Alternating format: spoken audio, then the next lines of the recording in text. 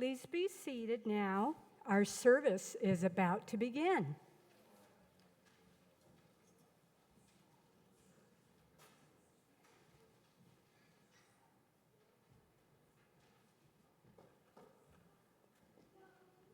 Good morning, everyone, here in the sanctuary. Good morning, Nancy. And those watching virtually. Mike, would you mind getting me a choir book when you get a chance? I'd like to sing today. Thank you, I appreciate it. Welcome to the Unitarian Universalist congregation of the South Jersey Shore. We ask that you please place your cell phones in worship mode. Thank you for joining us. We who bring a teaching of hope, who welcome all in our doors, the joyful, the heartbroken, atheists and Christians, Muslims and Jews, straight and gay, lesbian, bisexual, queer, transgender, all who are searching, seeking, looking for more meaning, more service, more love, all of us gathered here together. My name is Nancy Watson, and I am your worship associate this morning. I am a member of this congregation, and I currently serve as the coordinator for the Pomona Road cleanup, and also I help out a lot in the kitchen. Our worship service today is led by Guy Forcone. Guy is a foster parent recruiter for the Division of Child Protection. He has worked for the division for 21 years as a caseworker, investigator, and has processed people to become foster and adoptive parents. Before that, he worked at the Atlantic City Rescue Mission for 10 years. We look forward to his message on how we can make a difference. Video of today's service will be available on our YouTube channel later today. To those gathered live on Facebook, we welcome your comments as well as your joys and sorrows on that platform. Please remember that this video will be on the internet, so do not share information best kept private. There are a few announcements today. UUCSJS member Mike Hanesian has traveled all over the continental United States, exploring and photographing its natural wonders. He is presenting many of his favorite photographs on Saturday, March 8th. Tickets are $25 with the proceeds benefiting UUCSJS. You can purchase them at the sign-up table at the back of the sanctuary. All are welcome to stay after service today for our Adult Religious Education Spiritual Practice series, the practice of fasting. Fasting is an immeasurably rich spiritual practice. At its simplest, fasting involves giving something up, but this emptying is not the same as having something taken away. Join us at 12 p.m. downstairs in the green room to learn more about saying no, to enable ourselves to say yes to something more meaningful that speaks our most urgent, buried, or unrealized longing. Don't forget to see Colette Johnson or visit the sign-up table for the next round of circle dinners scheduled for March 8th. And soup. Buy some soup. Proceeds benefit UUCSJS, and the soup's on sale in the kitchen off of the entrance to our church. One announcement from the men's group. This Wednesday, the men's club meets food, beverage at 6:30. The meeting commences at 7 p.m. All are welcomed. The more, the merrier. And there was a party here yesterday for Teresa Reynolds' sister, her 70th birthday. So there's lots of food out there today that we're presenting after the service. And I've also placed containers in the kitchen. Please take home all leftovers. And one last announcement from our president, Marty Quish.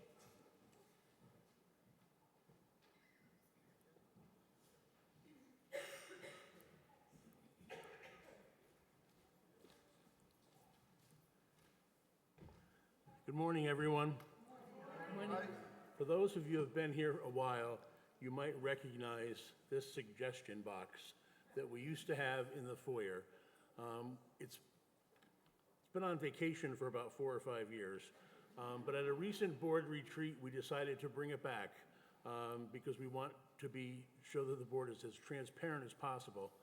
And we ask anybody that has any questions, any comments, to put it in the suggestion box. We're going to do a little design on the front.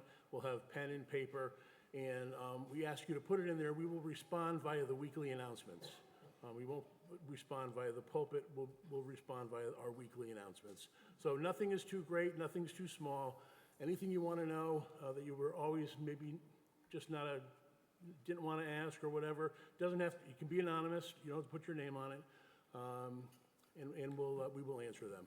I would like to thank Richard Schurig for refurbishing this whole box because it was downstairs on vacation, and we needed a little work, and I just want to thank Richard for restoring this box. It does have a key on it since we want people to feel comfortable. Okay? Thank you very much.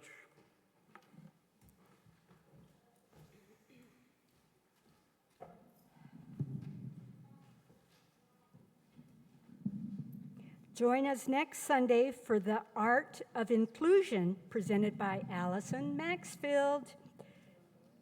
Welcome to worship.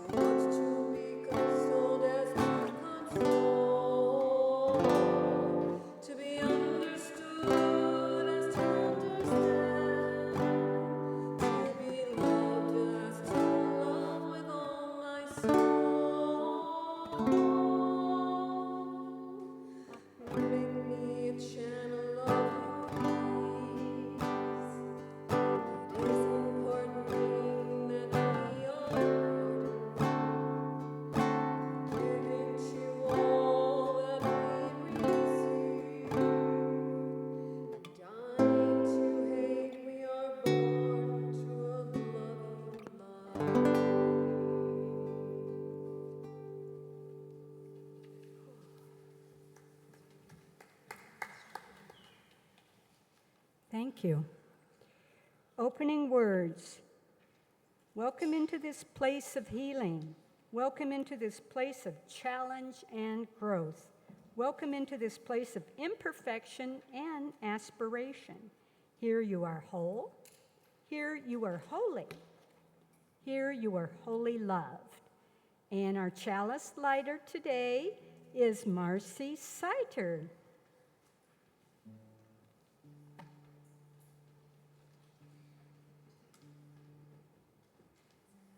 Please join me in reading the chalice lighting words in your order of service. To belong is to be longing for a space to be held, and that will hold friend, stranger, neighbor, other. For silence is broken by songs of the silence, for time that does not stretch but encircles. To belong is to be longing for wholeness of the beloved and for all who belong. and our longing. Please rise now in body or spirit and sing our gathering hymn, 361. We're going to skip verse number 2. We're going to sing 1, 3, 4, and 5. Enter and rejoice and come in. 361.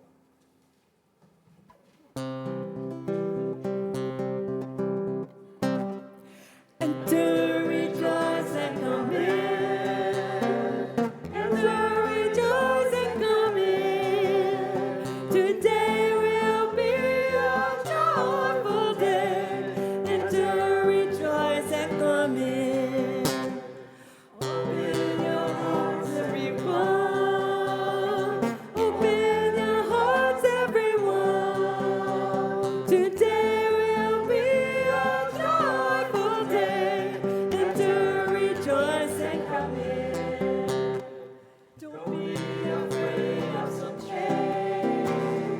Don't be afraid of some change. Today will be a joyful day. Enter, rejoice, and come in. Enter, rejoice, and come in. Enter, rejoice, and come in. Today will be a joyful day. Enter, rejoice, and come in.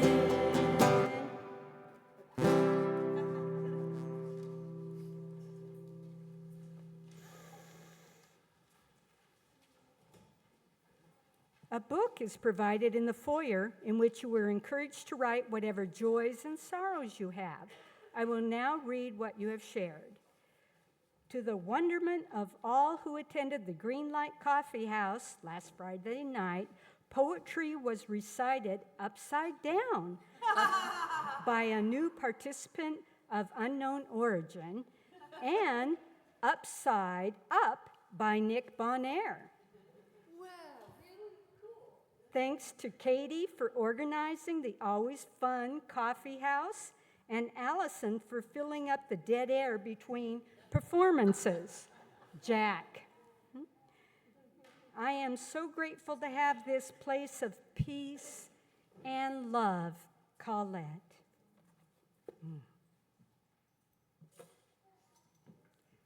Let us share a quiet time together to reflect on our week. During the musical interlude, you may come forward and place a pebble in the water to acknowledge a personal joy or sorrow.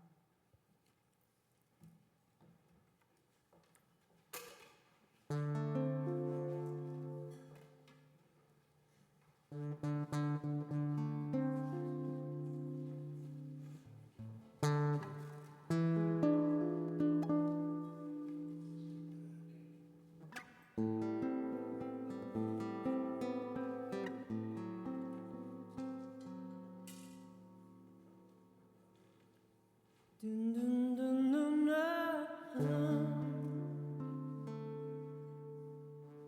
Dun, dun, dun, dun, dun, ba, ba, ba, boom, bye, oh. Bye, oh.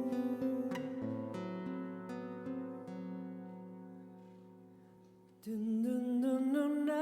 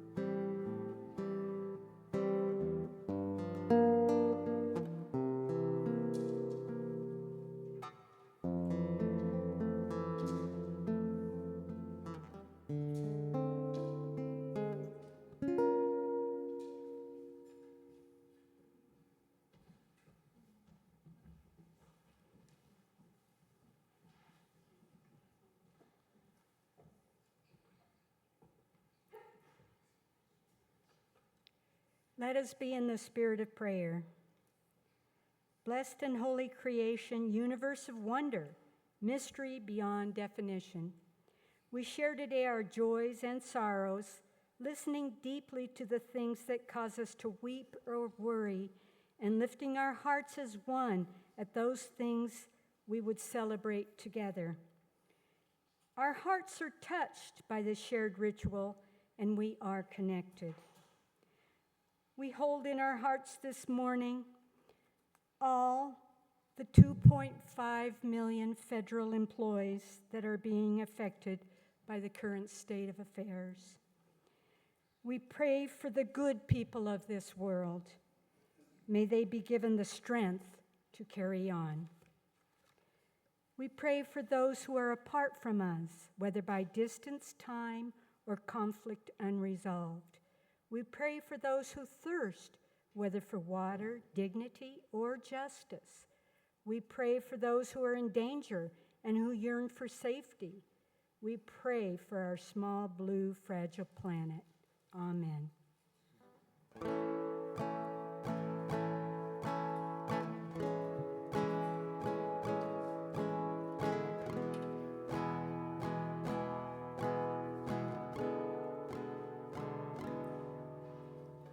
Welcome, a stranger,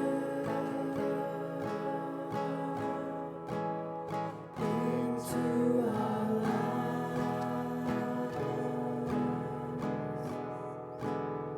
Welcome, a stranger, into our lives and into our hearts.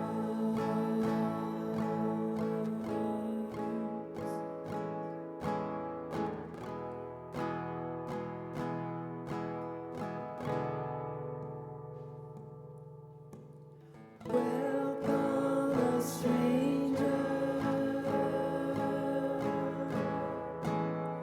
into our lives.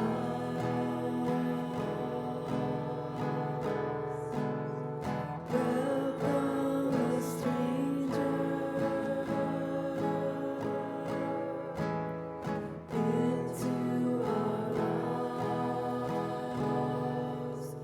and into our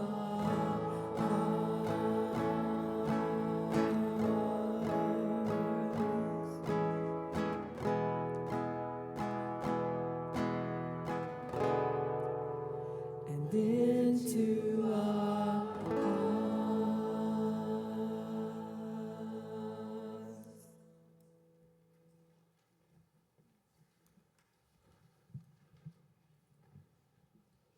The offering is a sacrament of the free church.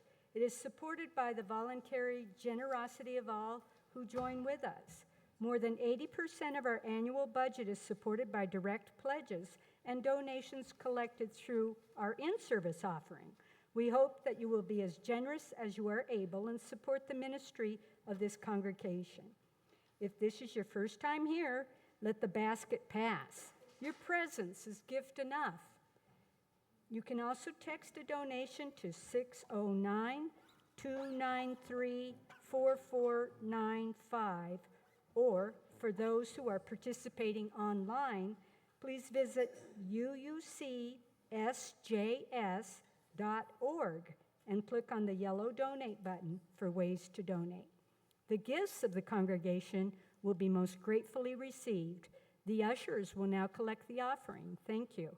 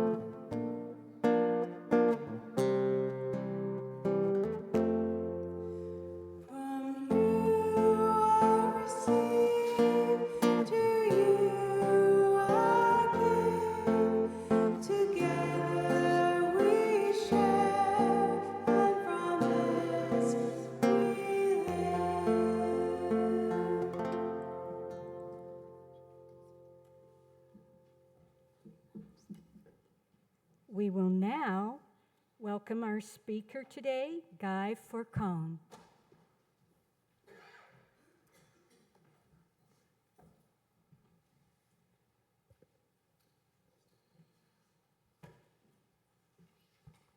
Good morning. Thank you for giving me the opportunity to talk about a great need that we have in our community. As Nancy mentioned, my name is Guy Forcone. I'm what's called the foster parent recruiter for all of Atlantic, all of Cape May County. She did a great job with announcements, by the way, did she? So my favorite part was, you can buy soup. So that was my, should be some kind of advertisement somewhere. So I want to talk about some of the needs that we have. Now, as I talk about it this morning, as I look out, I realize some of you, the last thing you're thinking about is fostering or adopting a child. I understand that's not everybody's season in life right now. But as we go through, there are other ways you may be able to help. So one, as I talk about it, you may consider whether it's something you may want to do as far as fostering or adopting a child, getting started with the process. But if you already know right now, this isn't for me, I'm not fostering or adopting a child, you could possibly think as far as maybe you belong to a club or a group or an organization, and I could have this same opportunity, maybe like even a shortened version, like 2 minutes, 5 minutes, to talk to that group or that organization. Someone there may be able to foster or adopt a child, and you would be a part of that because you opened the door, got your foot in the door for me, so I could speak there. Also, I will say this, if you know this is not for you at all, I promise by the end, there will be something where I will make the message applicable to everybody. So there's a way to get something out of it, but you do have to stay to the end because it's not about foster or adoption. But I will apply it to everybody. So my name's Guy. I'm the foster parent recruiter for Atlantic County. I help people get started when there's an interest in being foster parents or adoptive parents. So my goal today, really, the way I help people get started is I have orientations about twice a month. At the orientation, we go over foster care, adoption, foster with an interest in adoption, emergency care, which is a shorter term thing. If you don't want a child with you for months and months or a year, but maybe just a few days or a week, that's a help also. And so I do orientations about twice a month. One is in person, but also one is virtual or online. So you don't have to even go anywhere, and you can come to an informational session right from the comfort of your own living room or kitchen or bathroom if you're strange. So I will have there's a table out there with a little sign-up list. So at the end, if you're interested in being invited to an orientation, you could come out and just give me your contact info, and I could let you know when and where they are, or I can also let you know when they're online. And it's very easy. You would just go to the email I send, and there's a link. It says, join the meeting now. You just click on that, and it brings you in. So it's pretty easy to do. But I'll be back there. Or if you just want some information, I'll have pamphlets with info on them, and I'll have a pamphlet with a QR code, so you could just scan it. It'll take you to a website, depending on your technological abilities. So, starting.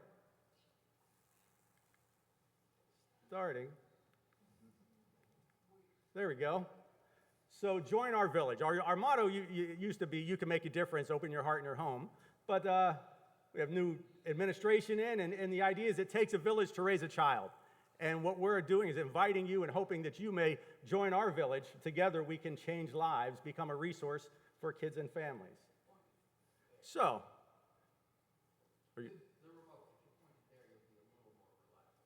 if I point it that way? Oh, you know what? But the screen's over. Okay, I got you. No, I understand. Thank you. I appreciate it. That makes sense. I got you.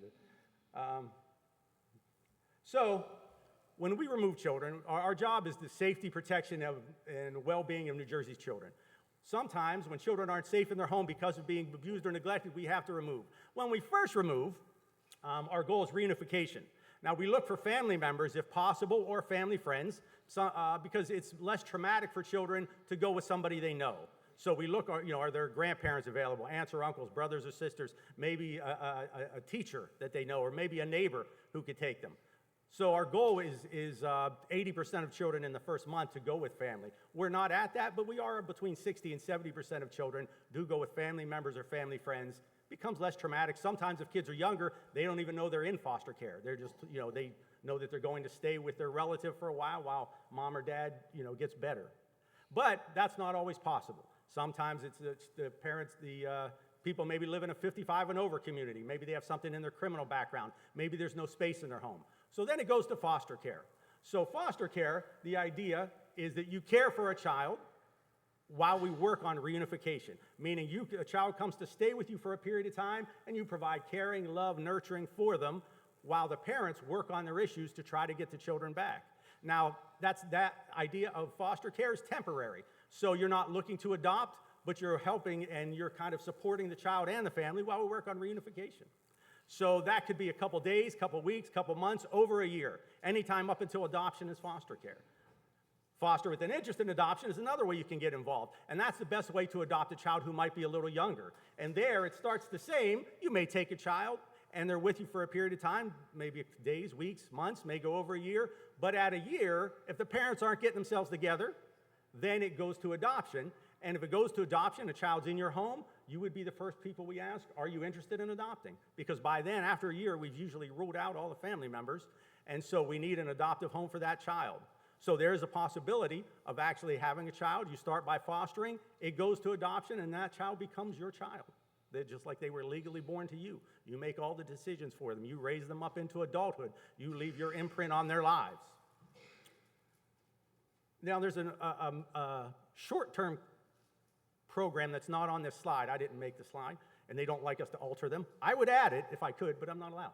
So the short-term program is called emergency care. You'd be surprised how often we remove a child.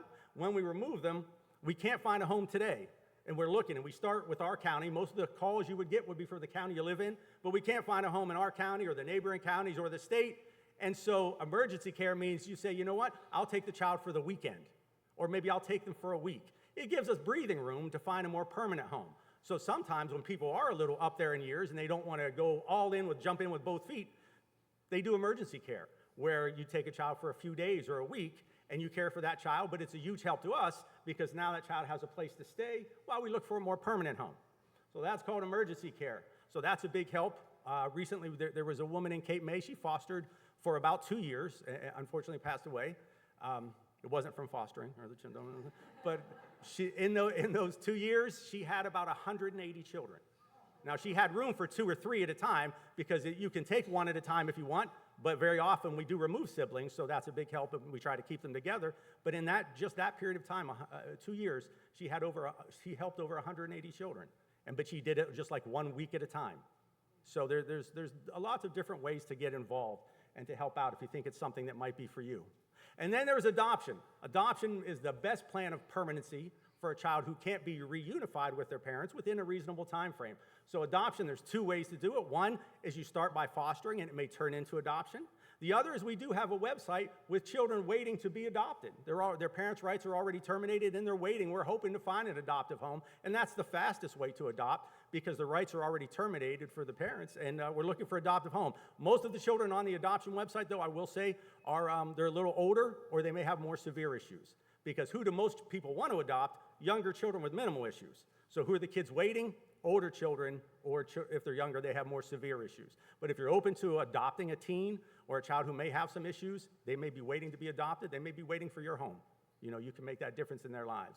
When you adopt, there's a couple benefits of adopting through us. One is the benefit and the blessing you are to that child or those children, because you've taken children who've been abused or neglected, removed from their home, and you give them a forever family to grow up in and feel that sense of belonging and family. The other is financial. So with private adoption, it's tens of thousands of dollars.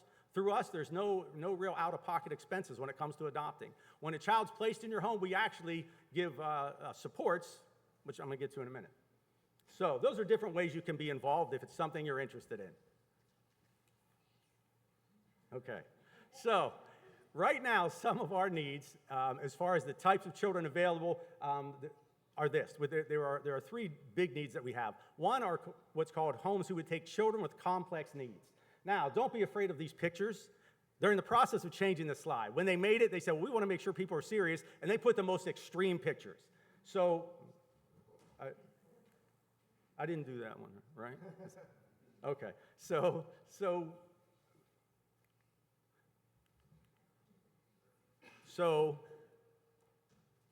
These are different types of needs. So children with complex needs, sometimes they're severe, sometimes they're minor. If you were interested in children with complex needs, we would call, and if it's something you're not comfortable with, you can always just say no and wait for a call for the next child. So just because a child falls into your parameters, you're not obligated to say you'll take them.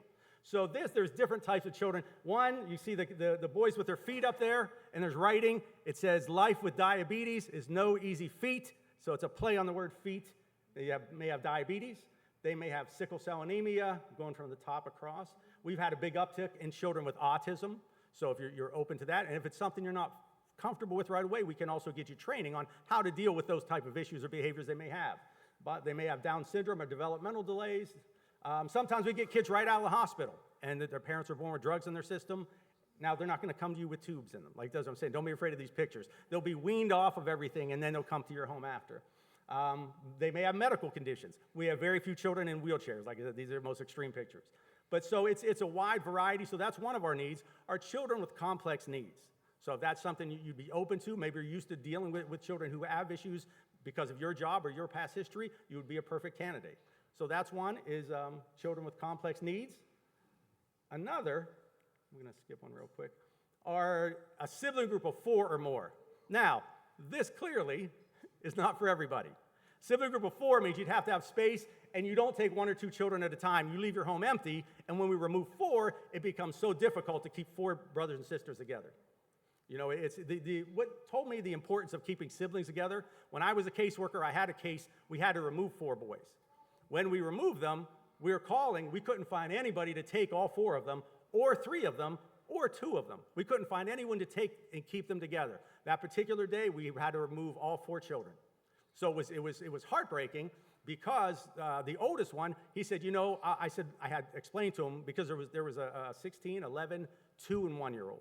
So I said, you know, the oldest one, I'm sorry, but we can't find anyone to keep you guys together, so we have to put you in different homes. He was extremely upset because he's like, I have to be separated from my brothers, and he couldn't grasp it. He said, listen, I'll go. He actually ran out of our building. He just took off. 5 minutes, processed it, came back. Said, I'll go where you want me to go, but I want to go to my home last because I want to see where my brothers are going to stay. I want to meet the foster parents. I want to see where they're going to sleep. So he had a very protective parental attitude. So I said, sure, that's fine. I called ahead as we're driving there, and I didn't call while I was driving because that's illegal. So I pulled over to the side. I called ahead as we're driving and explained to the foster parents what was, he wanted to meet them. So we get to the first home. We're dropping off the 2-year-old. So we're dropping him off. At first it's a little scary, but the foster parents made him feel comfortable right away. It was a nice family. You could feel the tension just drop off of him.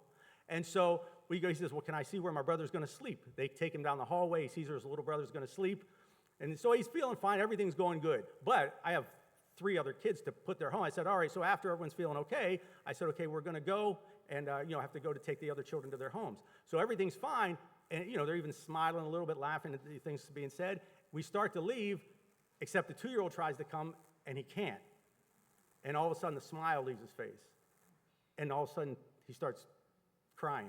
Tears are streaming down his face. And so he's crying a lot. So we stop, let the tears stop. Then we start to go. He starts crying. And we did this 2 or 3 times. Finally, I said, there's not going to be an easy way to do this. So we're going to go. You got to let him cry it out. If he's crying a half hour from now, call me. I'll come back. Well, children get diverted, and he stopped. They never called. So we go to the next home. Same thing happens. We're dropping off the 1-year-old. Meets the foster parents, sees the bedroom, sees the bed. Everything's okay. So we start to leave, and the 1-year-old realizes he's not going, but he knows he's not going now because he saw what just happened with his brother. This one is harder because he's crying. Tears are streaming down his face. His brother's trying to walk. He's grabbing onto his brother's leg, and it was just horrible. Now, and then we, eventually, same thing. I say, we're going to go. You got to let them cry it out. Then I put the other 2 boys in their home.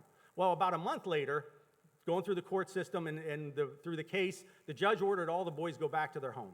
So I go to get the 2 younger ones, and it was a separate trip than the older ones. So I get the 2-year-old, put him in his car seat. We drive to get the 1-year-old. I take him, put him in his car seat. Now they're 1 and 2. They haven't seen each other for a month, but I put them in their car seat. They turn, look at each other. Their faces just lit up. They were smiling like crazy, and they don't know what to say. They're 1 and 2. They don't know how to process what they're feeling. But the whole way home, all they did was this. I'm looking in the rear view. Every 2 or 3 seconds, they turn, look at each other, smile. Look away. Look at each other, smile. Look away. And that's all they did the whole way home. And that, more than any statistic, explained to me the importance of keeping siblings together.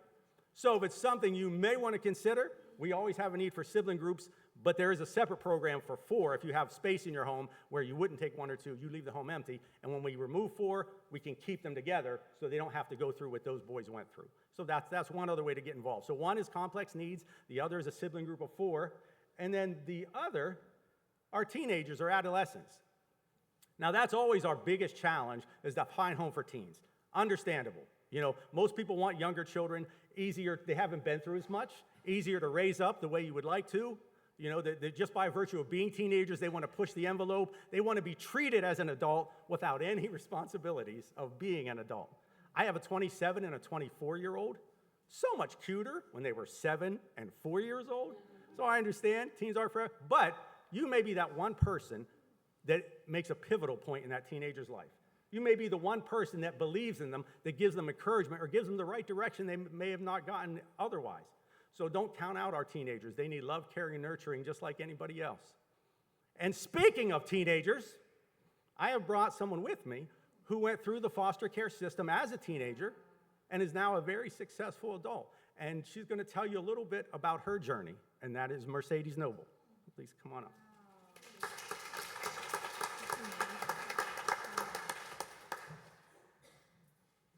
Hello, everyone. I didn't realize I'd be so short up here, but it's okay. Okay. I know you explained this, and then I forgot. Thank you. Okay, it's a little better.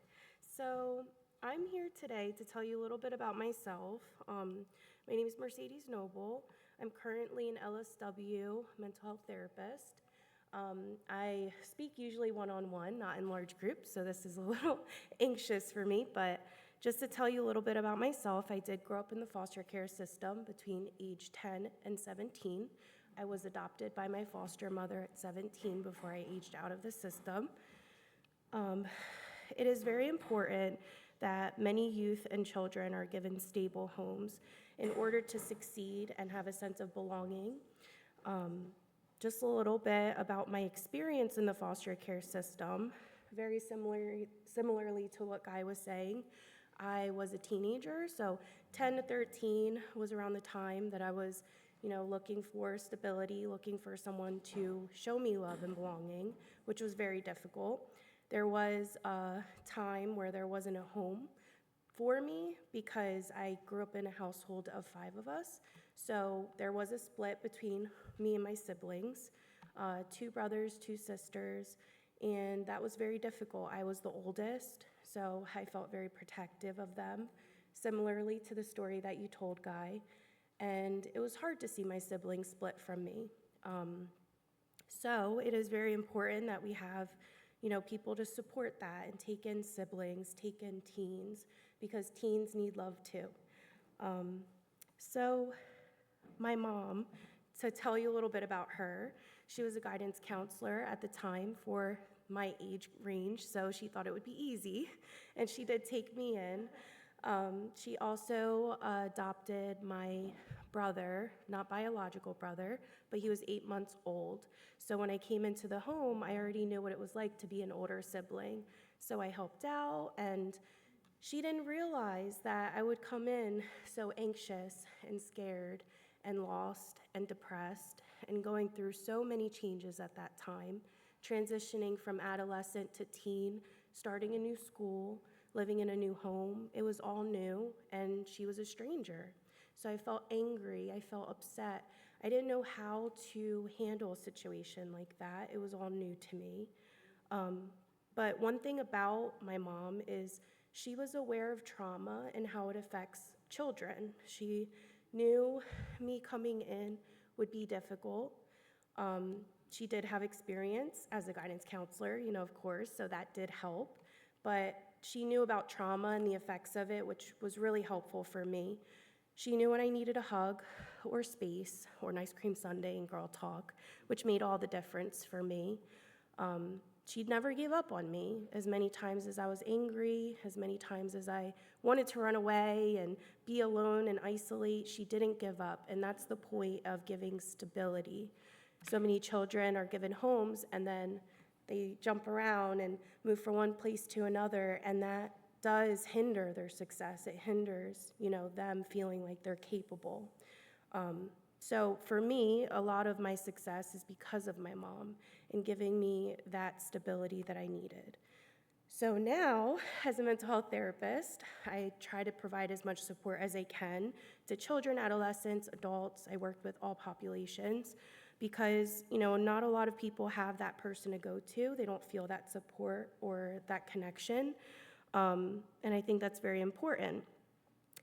At the age of 25, because of my experience, I decided to buy a home, and I always had that fear of being homeless. So at a very young age, I started saving. I started focusing on stability and how I can develop that as an adult without relying on anyone else. So becoming a therapist, building my career, buying a home at a young age was very important to me. And it was because of that fear. And so many children have fear. So I did write a lot, but I just went on a tangent. I hope what I said today was helpful in some way. And hopefully more children and more teens are given a home in the future. So that's all I have to say. Thanks.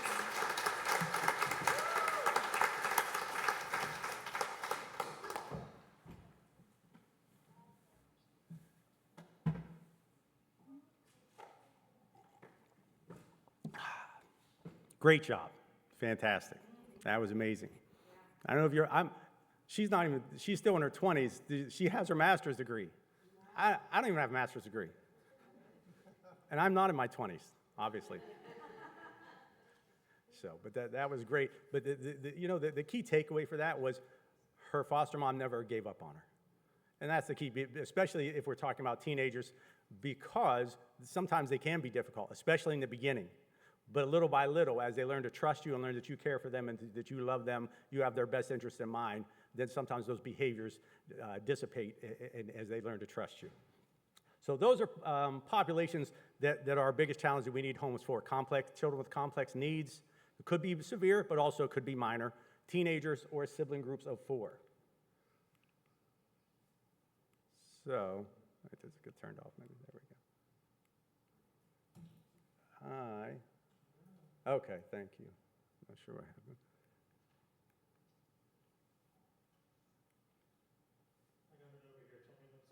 Okay, can you go back a little? I'm not sure what I did. If you can't, then we'll go from here. That's fine. So, real briefly, I want to talk about different supports we offer. It's something you think you may be interested in. We don't just leave you hanging. So there is it says home study writer. Part of the process is you would come to an orientation. It takes just about an hour. I explain everything, answer questions. At the end, if you want to move forward, you let me know, and you are able to fill out an application to kind of get the ball rolling. Once you fill out that application, we do quick background checks. And if someone does have something in your criminal history, it doesn't necessarily knock you out of the box. It depends like how long ago it was or how serious it was. If you shoplifted 7 years ago, it doesn't stop you from being a foster parent. If some people may have had a joint 20 years ago. You can that's pretty common. You can change a lot in 15 or 20 years. Now, if you committed murder, you can't be a foster parent. Not if you committed, if you were convicted. You may commit it, nobody knows. But if you were convicted, there are standards that we have. But it all depends what it was, how long ago it was. And when I said if you were committed murder, I wasn't looking at anybody specific. So don't get any weird ideas and follow me after the. So once we get the ball rolling and you get started, you get a home study writer. So they take you through the process. They'll do interviews to get to know you and your family. They'll collect some references. So we ask for a couple personal references. Hopefully 3 people that can say something good about you. As far as finance-wise, you don't have to make a certain amount of money. You just have to be able to pay your own bills. Because we do give money to meet the kids' needs. So we give between $750 and $950 a month per child for clothes, food, games, extracurricular activities, things like that. You get a Medicaid card, so we pay for 100% of medical, dental expenses, prescriptions, things like that. So we take care of that finance-wise. And when you adopt, that money you get to meet their needs in foster care continues into adoption until they're 18. And if you adopt a child after 12, who is college-minded, they're going to be eligible for a lot of different grants or scholarships also. So you have a home study writer to take you through the process. Once you're licensed, you have a resource family support worker. So we change it from foster care to resource care because you're a resource for the parent, a resource for the children, a resource for us. So they're your advocate with the division who you can talk to if you have issues or problems. Each child has a caseworker, so they'll come and visit just once a month, and they'll talk to you, talk to the children, see how everything's going. Monthly board payment, I just talked about it, $750 to $950 a month per child, and it's not income to you. It's money given to you to meet the needs of the children, so it doesn't show up on your taxes as income, and we pay for medical, dental, and prescriptions. Let's see, next one. Let's see if I can do it. I still can't do it. All right. Each child has a health nurse who is a good asset to have, answer medical questions. They'll set them up in the first month with a big comprehensive health exam. Next, please. Mobile response, that's just something that says we don't leave you hanging on nighttime or weekends. Let's say you have a child in your home and they're having a meltdown on a weekend, your caseworker is not working, so there's actually a support that they'll come out, you call them, they come out within an hour, and they're trained to kind of smooth things over. Next, please. And Ember, we don't need to get into that, that's just a place that does continuing education. Community agency supports. So any services the parents need, the children need, you may need, maybe family counseling at some point. So we'll put those in place through different agencies in the community. So you don't have to pay for those or find your own. We have different supports that we offer. Next, please. And like I said, almost all cases, once you adopt, the subsidy you get to meet their needs in foster care continues until they're 18. Because, and as they get older, that'll even increase a little more because, teenagers cost more than 6-year-olds. And next, please. So this is the last slide. So the last slide, it kind of is the general process. You would come to an orientation. Once you go to the orientation, if you want to move forward, you fill out an application to get the ball rolling. From there, we do background checks, criminal history and child abuse background checks. Like I said, not everything knocks you out of the box if you have some criminal history. Or if we ever, some people think, oh, they came to my home and investigated. That doesn't knock you out of the box either necessarily, because someone can call on you simply because they don't like you, and they can call anonymous and make up things. So we look at not whether we investigated, but what was the outcome of the investigation. We don't try to make mountains out of molehills. There is training you go through, not so much how to be a parent, but how to be a foster parent in the system. The training is just for the course of 1 month. It's either Saturdays over a month or weeknights for 1 month. And it's what are the rules and policies, what are the legal aspects, how to deal with different types of children. And it's virtual, so you don't have to go anywhere for the training either. You can do it right from the comfort of your living room. We ask for a few references, 3 personal references, a medical reference, so a doctor could say health-wise it's okay to place a child in the home with everybody. We ask for an employment reference, so if you're working, we send something to the employer just asking what are your work hours, are you reliable and stable, how long have you worked there, and do they anticipate your continued employment. Fortunately, when I process people, I never got an employment reference back that said, no, we don't anticipate their continued employment, because then I would know you're being fired, but you may not know it yet. I don't want to have to break that to people. Financial statement. So there's this financial statement you fill out. It just says, here's my money coming into my home, here's the money going out. Here's my income, here's my bills. All we need to see is the money coming in, more than the money going out with a little bit of a cushion, and that meets the financial criteria. Criminal history waivers, home study interviews, so the person assigned to your home, they do at least 3 interviews to get to know you and your family so we know where we're placing these children. And then OOL inspection. OOL stands for Office of Licensing. So they do 2 inspections. They do one right in the beginning to say, okay, we're good to move forward. There's no major safety issues, and there's space for a child. So each child has to be in a bedroom. Everyone in the home has to be in a bedroom, but the kids in foster care don't have to have their own bedroom solo. So if you have kids and you're thinking about it, our kids could share a room with your kids, boys with boys and girls with girls. Siblings can share a room with each other. So there just has to be space and no major safety issues. They do it in the beginning, and then they do it at the end. Once all the home study is completed, Office of Licensing, or OOL, they'll come back and do the final inspection, and if that's good, then you're licensed and eligible to take homes. And that is the OOL inspection. Well, in South Jersey, we call it OOL, Office of Licensing. You know what they call it in North Jersey? OOL, which I think is weird and even hard to say, but that's the difference between North Jersey and South Jersey. So that is that's kind of the nutshell version. The types of children we have available, different ways you can be involved, foster care, foster with an interest in adoption, emergency care, and a little bit about supports we offer, the process you would go through. My goal is if you are interested in coming to an orientation or being invited, I have paper in the back. I have a little sign-up sheet. I have information if you're not sure, but you want the possibility of it. Now, I used to have nice giveaways. The state, they used to give us stress balls, chip clips, can openers or jar openers with our logo on them, tote bags for women over 50, because scientific studies have shown all women over 50 love tote bags. If you're over 50, you know I'm right. I'm over 50, so I can say it. But they have cut out all of our giveaways, so I have leftovers. I have pencils, if you want, and I have bracelets. So I have the things that nobody else wanted about 4 years ago when they cut our budget. But I do have, if you're like a teacher, I have lots of pencils I would gladly give you. So that is the part. If you're interested, please come see me after the service. I'll be back there. I'll be the one with the blue shirt and the gray jacket on. Now, the part where I said this will apply to everybody, because some of this doesn't apply to you. If you do belong to, again, an organization or agency or some kind of group, and they're open to having speakers, it doesn't have to be this long. I'd gladly come and do 2 minutes, 5 minutes, and answer questions.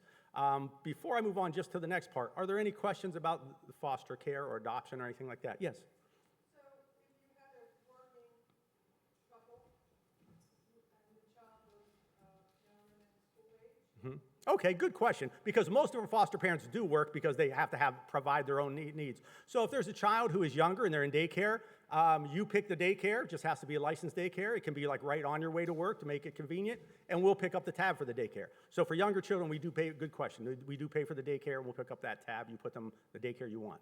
Good question. Any other questions? Yes? Yeah, you said the minimum age was 18.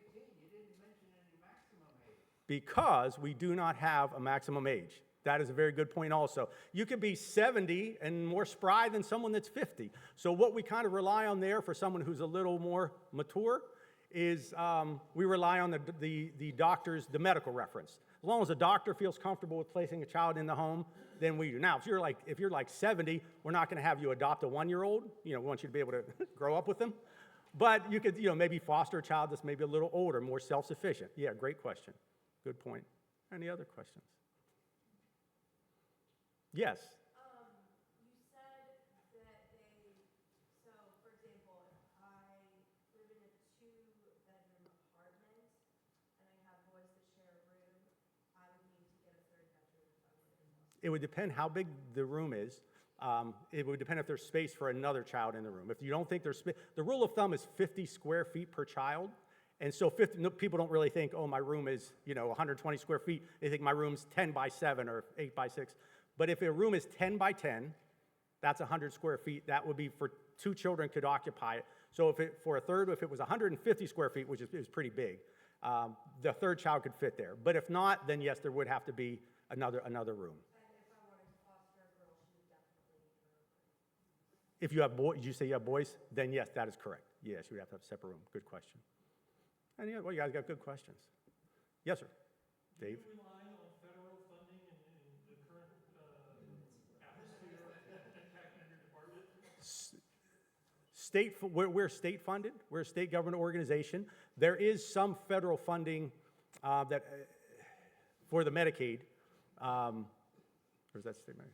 No, it doesn't across state lines. There is some federal funding. It's not anything that we're anticipating being an issue as far as for this. It's called Title IV-E money. It's just monies for children in foster care. So because of the nature of what it is, we don't anticipate an issue with it. But it's mostly state, some federal. Good question, Dave. I'm being challenged here. It made me think. And someone else had their hand up at the same time Dave did, I think, or no? Dave, you stole a question, Dave. Oh, I'm sorry, yes.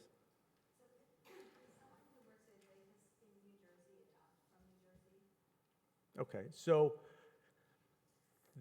so if someone works at DIFAS, or we're now called Division of Child Protection and Permanency, or DCP&P, but we used to be DIFAS, they can adopt if one of a couple. I think if it's their own relative, they can certainly do it. If there are children waiting to be adopted and the parental rights are terminated, they can adopt children who are already waiting.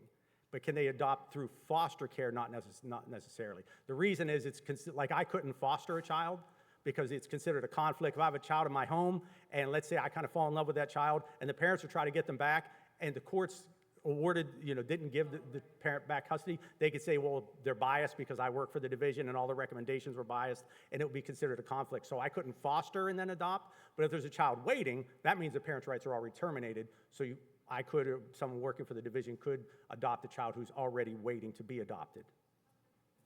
Good questions? Man, that's good questions. Any other questions? Oh, yes, I'm sorry. Do you work with liaison services like the Alcove or Big Brothers and Big Sisters?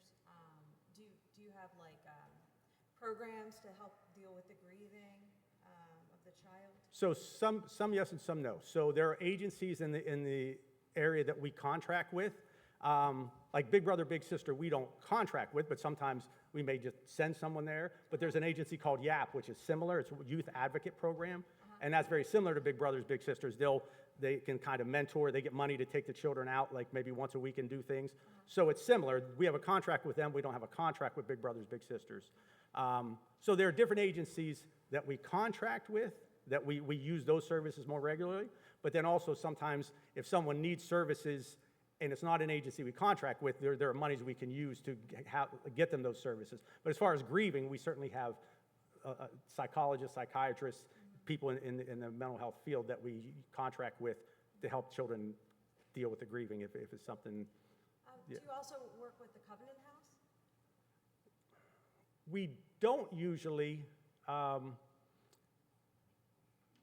because we try to keep children in either in a foster home, or if they have what we call a higher level of need, if they have a lot of issues, maybe a therapeutic home or a mentor home, or if not, and they're not appropriate for a foster home, then we have group homes that we would send them to before them going to Covenant House.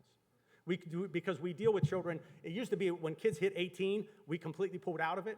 But if children are turned 18, what we found, a lot of those kids ended up being homeless or ended up maybe getting involved in gangs, ended up in jail, things like that. So we'll provide services up to 21.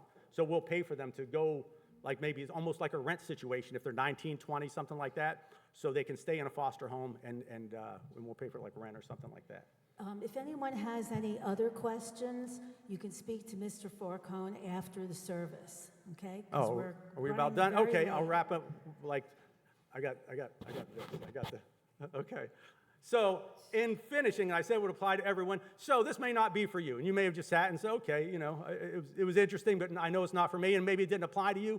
But you may not be able to make a difference in a child's life, but you can make a difference in your part of the world. We are all made and created with different abilities and unique gifts and talents that you can use to make a difference in the life of somebody. Nancy had mentioned at the beginning, I worked at the rescue mission for 21 years. For 10 years, and I've been with the division for 21. I worked at the homeless shelter for 10 years. The way I got there, I started just by volunteering. I didn't know if it's something I wanted to do. I started volunteering for a year. One day off, I worked at the casinos. Then both my days off, I volunteered there, and I was there all day. After a while, they just asked me to come on staff. It became like my life's work for a while, for 10 years. I didn't know that's what I wanted to do. Sometimes just trying new things, volunteering at different things, look at what your gifts are, what your desires are, where your heart is leading you, what your talents are, and see how you can make a difference in somebody else's life by using those gifts and abilities and talents. Sometimes you'll find in the midst of doing something, you're like, wow, I'm good at this. Wow, I love this. And you maybe didn't even know that's what you were going to do. That's how it worked with me at the homeless shelter. I started just by doing it. I started because there were people with addictions, and I had an addiction. I was a drug and alcohol addict 30 years ago. For me, Jesus Christ delivered me overnight. I tried for months and months and months to quit. I couldn't. I cried out to God, please help me, I can't stop. He set me free the next day, and it was just gone. The whole addiction was taken away. And I'm like, there's a lot of people with addictions that are homeless. Started volunteering, and then little by little, I loved it, and I found I was good at it to the point where they asked me to come on staff. I left my job at the casino. I took an $18,000 a year pay cut, and I never missed a bill, never was late on anything, never turned back, never regretted it. But that was how I was able to make a difference, by just trying something. I just went over and said, I don't know what I can do. Can I help out in some way? And that was it. And that became what I did for a while. So you never know the difference you can make in someone else's life, but if you just sit home and don't do anything, you won't make a difference in anyone's life. Sometimes you just have to say, well, what would I like to do? What are my gifts and abilities and talent? And find a way to just get started somewhere and just give back. Because you may not make a difference in a child's life, but you can make a difference in somebody's life and a difference in your corner or part of the world. Thank you. Thank you so much. We'd like to ask everyone to rise in body or spirit for the closing hymn. Come sing a song with me, number 346. That's me with my glasses on even. Here we go.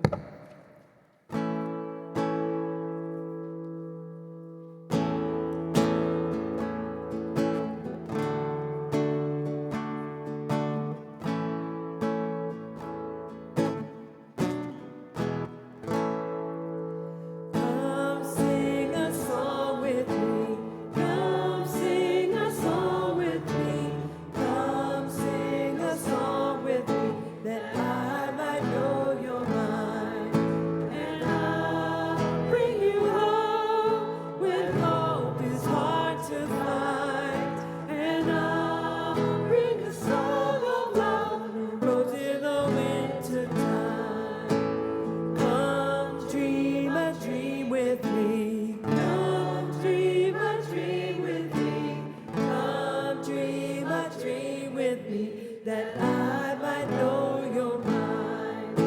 And I'll bring you home when hope is hard to find. And I'll bring a song of love that grows in the winter time. Come walk in rain with me. Come walk in rain with me. Come walk in rain with me that I might know your mind. And I'll bring you home when hope is hard to find.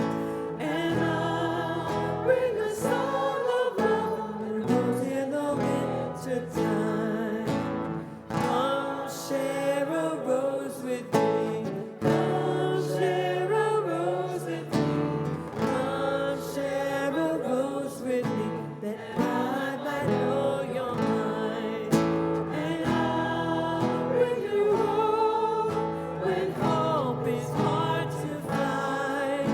And I'll bring a song of love that grows in the winter time.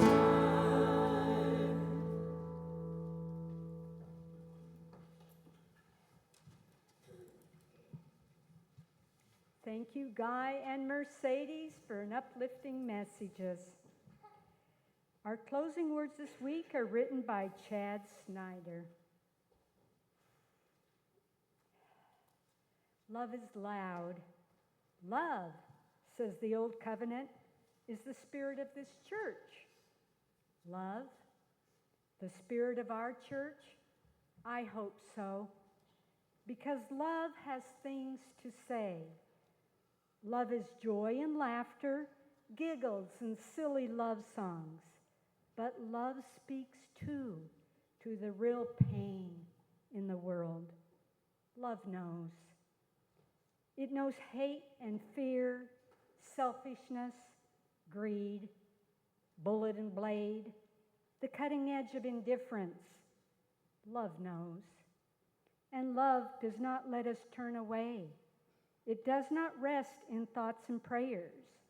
Love knows the names, says the names out loud, and will keep saying them until the day we hope against all that is holy, that those names no longer need saying.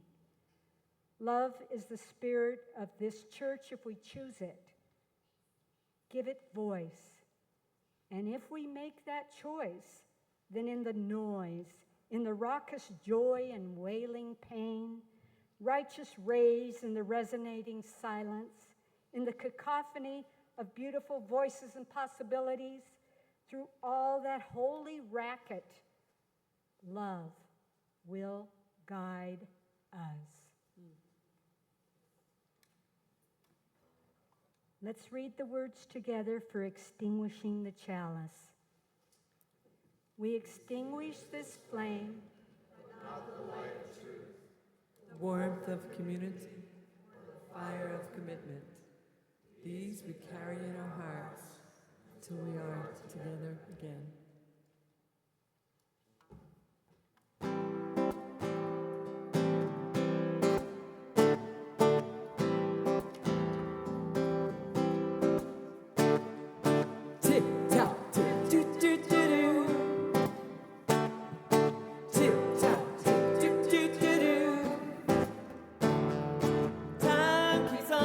slipping, slipping, slipping into the future. Time keeps on slipping, slipping, slipping into the future. I wanna fly like an eagle to the sea. Fly like an eagle, let my spirit carry me. I want to fly like an eagle till I'm free. Fly right through the revolution. Feed the baby that don't have enough to eat. Shoot the children with no shoes on their feet. How's the people living in the street? Oh, oh, there's a solution. I wanna fly like an eagle to the sea. Fly like an eagle, let my spirit carry me. I want to fly like an eagle till I'm free. Fly right through the revolution. Time keeps on slipping, slipping, slipping into the future. Time keeps on slipping, slipping, slipping into the future. Tick tock, tick do do do. Tick tock, tick do do do do. Tick tock, tick do do do do. Tick tock, tick do do do do.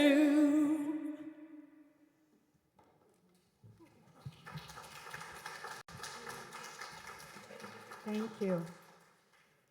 We warmly welcome all of you who are visiting us today. Now let us share in a moment of silent reflection to consider today's message and the meaning it has in our lives.